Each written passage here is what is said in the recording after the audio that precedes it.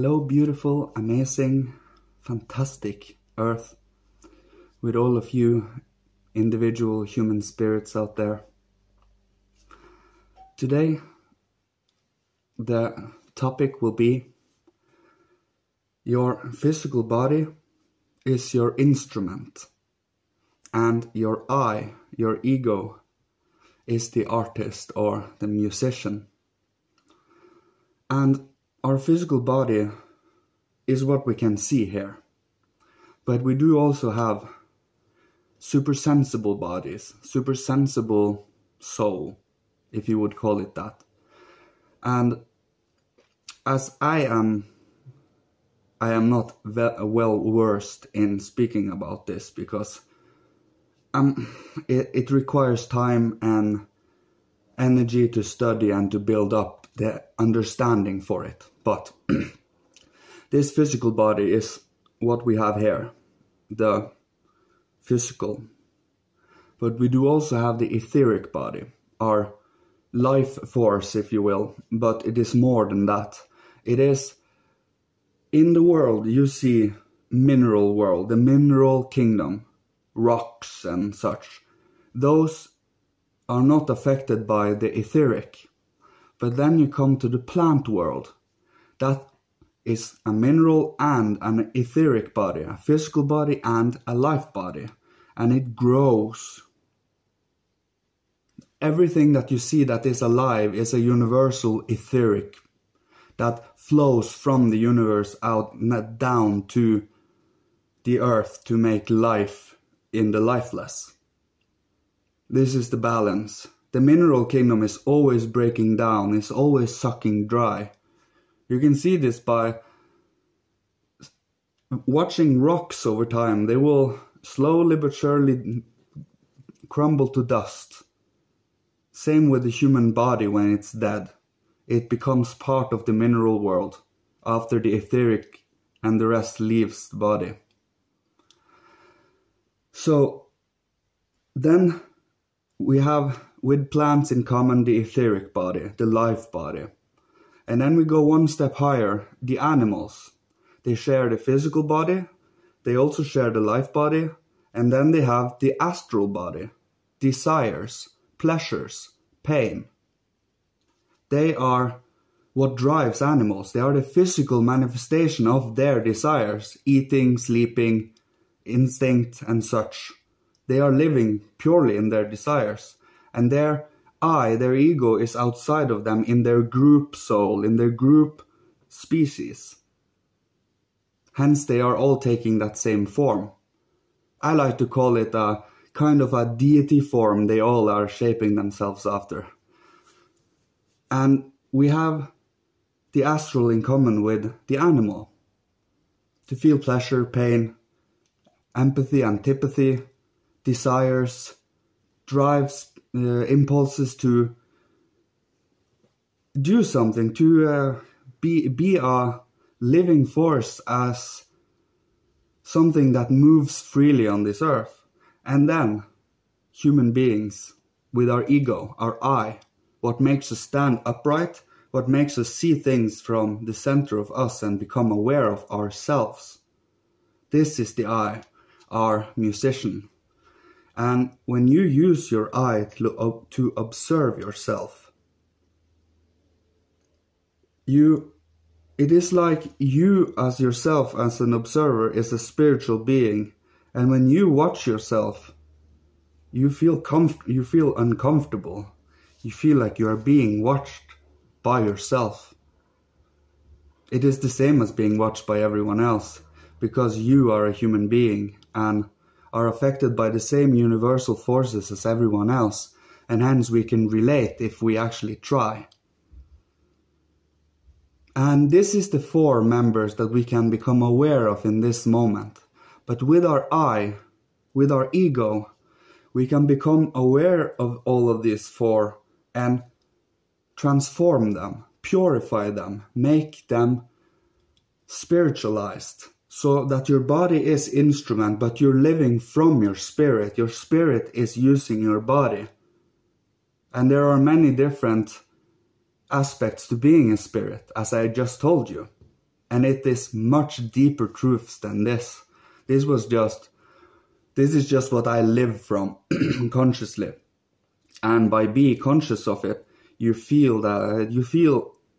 become aware of every impulses. I call them beings because that's what they are, living forces, beings that comes and goes, and how much we are affected by them are up to each and one of us. How much can we strengthen our will to feel them and let them go, or transform them, or let ourselves be dragged by it? How strong can you have this force to sit in your own body and be a spiritual observer of everything, sense everything, use your intellect, your emotions, and your will to enhance the world, to wake up the world in spirit again? It is one heaven of a place to live in when you become aware to the many different layers and levels of living. And you can live from different lenses of things too.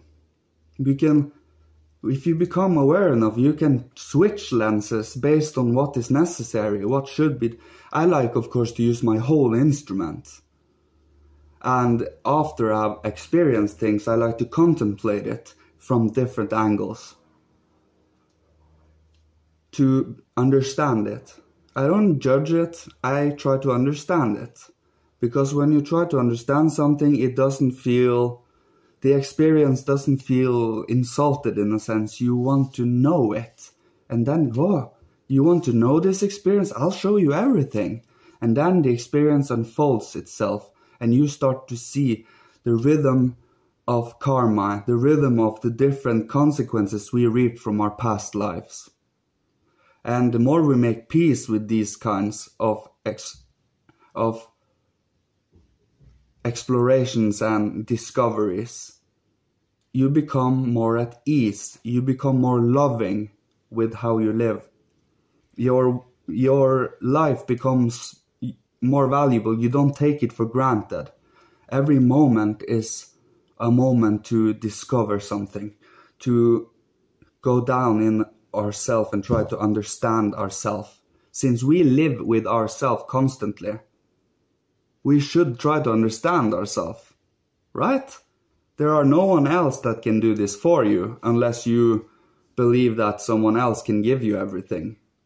But you are the human being in the driver's seat here.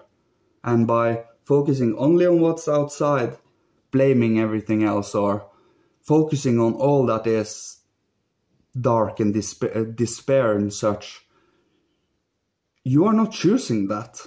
You are choosing that. You can choose to go different routes, focus on different things so that we can have the results of it in this world. By only speaking about it, we will never find solutions for it. The solution has to come in repetition, action, and practice. Coming to know this world. Find out what is about this world. And also about us and our inner world. Emotions, as I said. Thoughts. Will. Beautiful, beautiful spiritual world. The more you get to immerse yourself in the inner, in what's alive inside you, and maybe have the right kind of information, I would definitely recommend Rudolf Steiner, Anthroposophy. By having a good teacher to guide you through a lot of questions you have about things, you can come to truth for yourself. You are guided to truth. It is not something you speculate about. It is something you build up as a understanding, as knowing. And nothing can challenge that unless they have found something that is more truthful. But if it is more truthful, then it is in the same line as my truthfulness, and then it will only enhance my experience because he taught me something new. I'm always open to learning something new, especially if it is something soulful, something loving, something creative, devotional, respectful, and sophisticated. It doesn't need to be directly sophisticated either, but I love things sophisticated. I love things beautiful. It is just me personally, of course. That is my preference. But yeah, this is what I had to say today. May the spiritual and the divine realms guide you all further on this path of beautiful discovery. Love you all. Goodbye.